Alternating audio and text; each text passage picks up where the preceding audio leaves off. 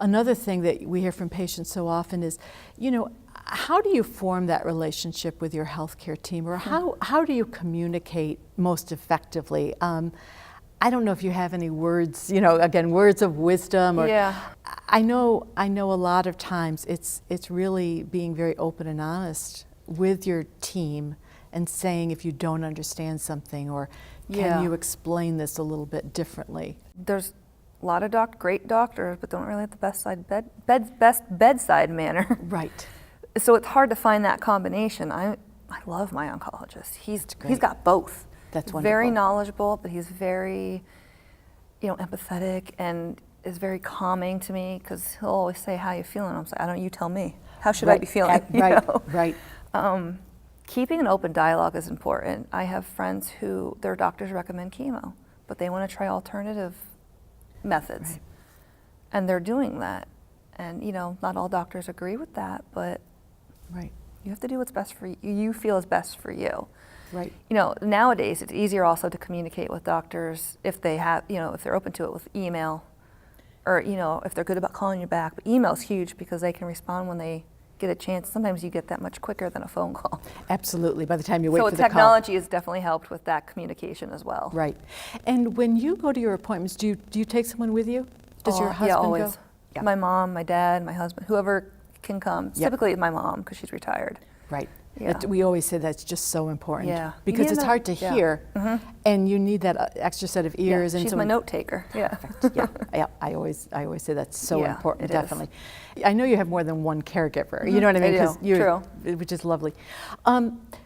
Once you kind of leave your appointments, do you always kind of talk through things? Like, do you make your decisions kind of together, would you say? Yeah, but I think my family, my parents and my husband, respect ultimately my decision on what I choose to do. They support whatever route I go, but their feedback and input, opinion, whatever, is very important to me. I take that into consideration for sure. Right. Because sometimes we hear that, that's a difficult situation if the patient and caregiver don't agree. Right. And I don't know if you've learned anything maybe on your Facebook group that you started or things. I know I've read on some, forums and in support groups. That's a difficult thing because the last thing you need is conflict when you're fighting a disease, especially with your loved one. Yeah. And I'm thankfully that's not your situation. I'm very thankful. Absolutely. Yeah. Have you heard about that from other individuals, or? Not that not off the top of my head, but I know it's out there. Right. Who might have spouses who aren't necessarily supportive, but not necessarily when it comes to their choices of treatment.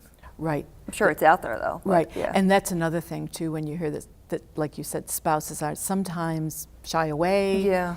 Or friends pull back because they just don't know what to say, and it makes it tough. A lot of people are afraid of saying the wrong thing.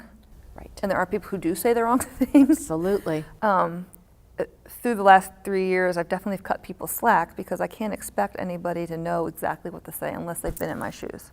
Right. So how can I, if you say something that might not be so great, well, I want to rephrase that or say it differently. Right. I think people have the best intentions. Yeah. But sometimes they just. Sometimes you got to remind yourself that because it's a little hard. Yes, absolutely.